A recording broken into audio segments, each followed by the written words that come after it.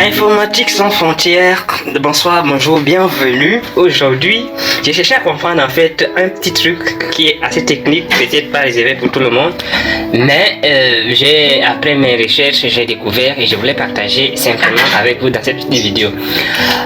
Il s'agit de récupérer le code HTML je vous l'ai déjà dit que c'est technique, le code HTML d'une couleur, parce que en matière de graphisme, vous ne pouvez pas copier une couleur bleue quelque part et ça serait la même chose. Il faut toujours chercher son code HTML pour pouvoir être en harmonie, être sûr d'avoir la même couleur. Alors, on y va. Il s'agit de télécharger une extension qui s'appelle Eyedropper. Donc, vous mettez seulement Eyedropper ou bien je vous mettrai le lien de toutes les façons dans la description. Donc vous allez cliquer sur celui-ci, compte-gouttes oculaire. Donc vous allez cliquer sur Eyedropper ici. Et là ça sort une extension. Vous voyez qu'il y a bientôt 100 millions d'utilisateurs. Donc c'est avec 4 étoiles et demi. Donc c'est plutôt une bonne chose. Alors vous allez cliquer sur ajouter à Chrome. Donc je vous rappelle que c'est une extension Chrome, donc il faut utiliser avec Chrome. Alors nous ajoutons à Chrome. Et là vous voyez que c'est ici. Alors bienvenue chez Eyedropper, etc. Donc vous avez vu que il y a tout ce qu'il faut ici. On vous met toutes les descriptions ici au cas où vous avez du temps. Vous pouvez passer à lire tout ça afin de bien s'y prendre au moment de son utilisation. Ce que nous allons faire, c'est de venir ici et de mettre notre truc ici tout en haut ici. Donc vous voyez que ça montre déjà les codes, les extensions. L'extension déchiffre déjà les codes HTML de couleurs qui sont dans notre page ici. Donc nous allons essayer avec une couleur que nous voulons bien utiliser.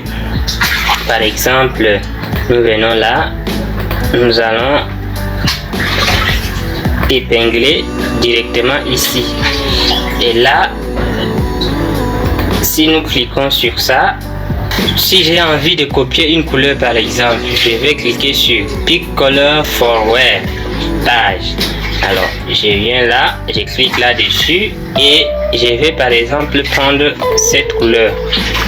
Lorsque je prends cette couleur, vous voyez bien là que nous avons cette couleur qui est bien ici. Donc nous avons ouvert par exemple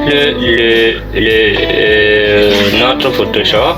Ça peut être bien un autre logiciel qui marche avec les couleurs, mais pour nous, nous allons monter pour Photoshop. Donc nous allons cliquer ici et notre couleur ici. Si nous téléchargeons notre couleur ici avec un fichier Excel,